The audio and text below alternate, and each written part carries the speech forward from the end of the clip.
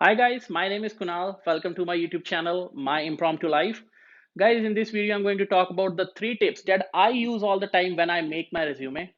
These three tips will help you to make your winning resume. Guys, the current job I am doing in Canada right now, my government job, I grabbed it because of these three tips.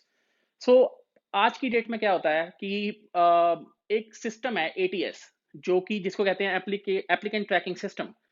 वो बहुत सारी organisations use करती हैं। पहले क्या होता था कि रिक्रूटर्स और एचआर यूज करते थे और वो आपकी मिस्टेक्स को थोड़ा थोड़ा कभी कभी निग्लेक्ट भी कर देते थे। वो कहते थे चलो एक आधी मिस्टेक है कोई बात नहीं, but now there is that ATS system which don't neglect your mistakes and your resumes get sidelined. So guys, with the help of these three tips I'm going to tell you in this video, you guys will be able to beat the heat and your resume will be selected for all the jobs.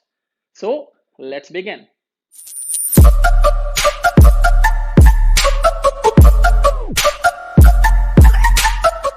So guys, out of the three tips, the first one is the formatting skills. Guys, ये बहुत important step है, specially in the beginning जब आप अपना resume draft कर रहे होते हैं। हम लोग ऐसी बहुत छोटी छोटी मिस्टेक्स करते हैं जिसकी वजह से आपका जो रिज्यूमे है वो ATS system, applicant tracking system, वो निग्लेक्ट कर देता है। और in spite of being a good resume वो सिलेक्ट नहीं हो पाता और आप लोगों को पता भी नहीं चलता कि आपने ऐसा क्या गलती करी है, आपने ऐसा क्या फॉल्ट किया कि उसकी वजह से आपका रिज्यूमे निग्लेक्ट हो गया। तो गाइस, फॉर्मेटिंग के अंदर चार चीजें हैं जिनके बारे में बात करना चाहूंगा। जो पहली है गाइस वो है आपका फॉन्ट। तो बहुत सारे लोग जब रिज्यूमे ड्राफ्ट कर रहे होते हैं, they always try to make it as awesome as possible, right? So the first mistake they do is the font style. They always change the font style to something which is looking very pretty और जो बहुत different लगे। तो guys ये गलती आपको बिल्कुल नहीं करनी है। आपको हमेशा फॉन्ट स्टाइल वो चूज करना है जो कि एक फॉर्मल फॉन्ट स्टाइल है, जैसे कि टाइम्स न्यू रोमन और एरियल। ये जो दो फॉन्ट स्टाइल है गाइज, ये चाहे कोई भी एटीएस सिस्टम हो, चाहे वो रिक्रूटर ही क्यों ना हो, उनको ये हमेशा बहुत अच्छा लगता है। आपको हमेशा ये ध्यान में रखना है, you are always using like either you're using a Times New Roman or you're using Arial। इसी के बीच में, फॉन्ट के बीच में एक जो दूसरी एक बहुत बड़ी मिस्टेक है वो है फॉन्ट साइज। तो आपको हमेशा गाइस ये ध्यान रखना है कि जो फॉन्ट का साइज है या तो वो 10 होना चाहिए या 12 होना चाहिए, इन दोनों के बीच में, जो कि एक यूनिवर्सली एक्सेप्टेड फॉन्ट साइज है। तो आपको हमेशा इन दोनों में से कोई एक रखना है। जो फॉर्मेटिंग के अंदर दूसरी चीज है गाइस वो है एब्रीवेशंस, जो कि हम इंडियंस को या ऑल ओवर द वर्ल्ड लोगों को बहुत ज्यादा आदत होती है। A lot of people use abbreviations in their resumes, and that is one of the problems that they face when ATS check their resume and their resume get neglected। Guys, abbreviation से मेरा मतलब है कि जैसे आपने back home या आपने Canada में कोई डिग्री करी है, बीई या बीटेक या MBA, so don't write the short form, don't just right the long form of it. So instead of writing MBA, right masters of business administration या फिर बीटेक, बैचलर्स ऑफ टेक्नोलॉजी। ये तो हो गई दूसरी चीज। तीसरी चीज गाइज है इसके अंदर कि आपको बुलेट, जो बुलेट स्टाइल्स होते हैं या बुलेट में आपको हमेशा डालने हैं। जैसे आप अपनी स्टडी के बारे में बता रहे हैं, you are telling them okay, I have done btech, so don't just leave it like that, right? Just put some bullet points, or you're telling them there's your skills, put them in the bullet points and use the old school bullets, the black dotted ones. Don't use those diamonds and other shapes. Your resume will not be selected if you use those kind of bullets, but the old school, the black ones, always get selected। जो last point है guys, बहुत important, very important, note it down, it's the spelling mistakes। Guys, always make sure proofread your resume when you draft it, don't do the spelling mistakes। पहले क्या होता था, जो HR होता था, जैसे मैंने आपको पहले भी बताया, वो तो निग्लेक्ट कर देते थे, बट जो अब होता है वो क्या होता है, वो है एटीएस। उसको वो वर्ड समझ ही नहीं आएगा एंड आपका रिज्यूमे निग्लेक्ट हो जाएगा और आपको पता भी नहीं चलेगा। So always proof read your resume. So guys, जो सी दूसरी चीज है, जो सेकंड स्टेप है, सेकंड टिप है जो मैं आपको देना चाहूंगा, वो है आपके एक्सपीरियंस के बारे में guys. So always make sure when you are putting experience, just try to follow these steps, you guys will like it, you guys will like the results of it। so guys, पहली चीज मैं बताना चाहूंगा freshers के बारे में। जैसे कि जो रीसेंट ग्रेजुएट्स हैं, जो अभी अभी कॉलेज से निकले हैं, उनके पास क्या होता है guys, पहली बात तो वो घबरा जाते हैं किसी जॉब को देख के। उसमें लिखा होता है we need 5 years of experience, we need 2 years of experience.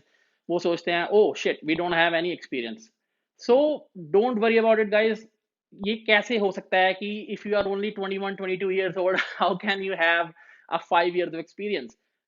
Like कोई भी अपने बचपन में या कोई हाई स्कूल में तो जॉब स्टार्ट करता नहीं है जिसको आप जो आपको एक प्रोफेशनल करियर में ये हेल्प करेगी, राइट? सो जो आपने डिग्री या डिप्लोमा किया है उस पे आपको फोकस करना है वहां पे। तो उसमें क्या करना है, instead of focusing on your job और job on your, instead of focusing on the experience section on your resume, focus on the study section more. तो जैसे कि एक एग्जांपल देता हूं, जैसे आपने किया डिप्लोमा इन मैकेनिकल इंजीनियरिंग और वो जॉब में उन्होंने 2 से 3 साल का एक्सपीरियंस मांगा हुआ है, और वो समझो वो जो डिप्लोमा था वो 2 साल का था, प्लस आपने इंटर्नशिप किया या आपने नहीं भी किया है, तो उसके अंदर आप क्या लिखोगे? आप अपने कोर्स वर्क यूज करोगे, आप अपने कोर्स सब्जेक्ट्स यूज करोगे गाइस। उसमें क्या है, जैसे आपने लिख दिया कि फ्रेशर रिसेंट ग्रेजुएट हुआ, आप उनको पता चल जाएगा आपका रिज्यूमे देख के, क्योंकि उसमें नहीं है तो। पर उसमें वो क्या देखेंगे, आप उनको बताओगे लेट्स से कि उन्होंने कोई चीज मांगी है स्पेसिफिकली कि the person who is applying must know CNC controls, AutoCAD, etcetera. तो उसमें आपको क्या करना है, आपको अपने कोर्स वर्क में लिखना है diploma in mechanical engineering 2 years और 3 years, नीचे आपने बुलेट बनानी है छोटी सी एक सब बुलेट, उसमें आपने लिखना है कि course work in AutoCAD. और अगर आपने कोई प्रोजेक्ट किया है गाइस, बहुत बढ़िया बात है, उसमें आप साइड पे लिख सकते हो प्रोजेक्ट डैश डैश, आप अपने किसी भी चीज को एक्सप्लेन करो।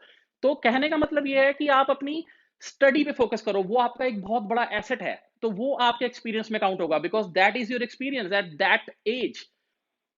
अब बात करते हैं प्रोफेशनल्स की, या जिन जिन लोगों के पास एक्सपीरियंस है, तो उन लोगों के लिए क्या है गाइस कि because you are already working in the industry for certain number of years, तो आप या तो वो एक्सपीरियंस डाल दो अगर वो रेलेवेंट है।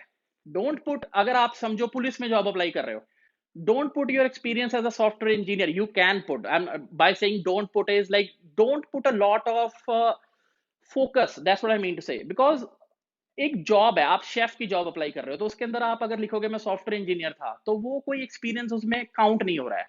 आप लिखो आप सॉफ्टवेयर इंजीनियर थे, but you have to tell them कि मैं शेफ के लिए अप्लाई कर रहा हूं, तो मैंने ऐसा क्या किया है कि आप मुझे ये जॉब दो। अगर आपने ट्रेनिंग लिया कहीं से, तो आप उसके ऊपर मोर फोकस करो।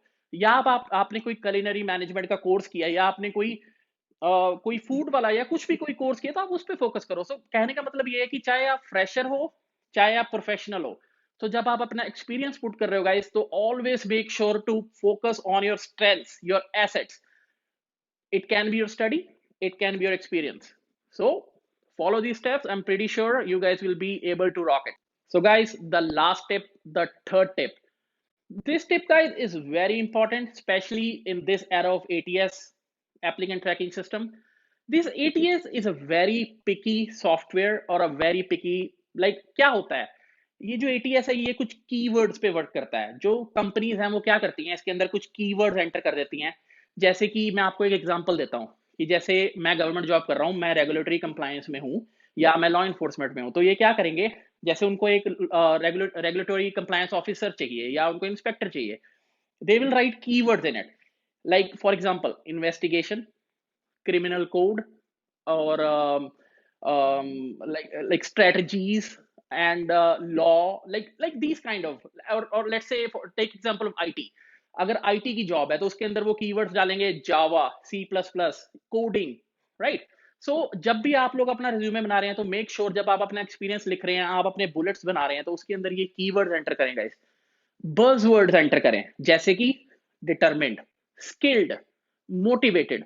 सो इससे क्या होता है कि जो आपका रिज्यूमे है वो 100 की जो भीड़ होती है उसमें स्टैंड आउट करता है, like you beat the crowd, your resume stands out in the crowd. So guys, इस ये जो कीवर्ड्स और बज़वर्ड्स की जो ये जो चीज है, ये अगर आप फॉलो करते हैं, तो आप एटीएस को बीट कर पाएंगे। एटीएस कभी भी आपका रिज्यूमे नेग्लेक्ट नहीं कर पाएगा, बिकॉज, और सबसे अच्छी चीज ये आपको कहाँ मिलेंगे, main thing, very important thing, note it down. जब भी आप लोग गाइस किसी जॉब की डिस्क्रिप्शन पढ़ते हैं, उसके अंदर कुछ ऐसे वर्ड्स लिखे होते हैं, वो एक ऐसी चीज है गाइस, जॉब की डिस्क्रिप्शन, आप कभी भी ऐसा मत करें, नेवर निग्लेक्टेड। बहुत सारे लोग क्या करते हैं, when they see a job description they like, oh yeah this is my job, let's apply for it, let's make a resume. Guys, read it, read the job description, you will find a lot of words in it, use those words in your resume. For example, when I applied for my job, I already had the study, I already had the experience, but The words that I chose, I picked up from their resume only. That's how you cheat the system. So guys, आप ये 3 tips जो मैंने आपको अभी बताई हैं, वो आप अगर फॉलो करते हैं, क्या है वो 3 टिप्स? पहली, फॉर्मेटिंग। दूसरी, एक्सपीरियंस। तीसरी, keywords. Guys, use these 3 skills in your resume, and I am pretty sure you guys will be able to beat the heat. You guys will be able to crack that dream job that you always wanted. And guys, thank you for watching this video. And अगर आपको और कुछ जानना है, if you are interested in knowing any other stuff about career specifically or resume building, guys, do let me know in the comments. And stay safe, stay connected.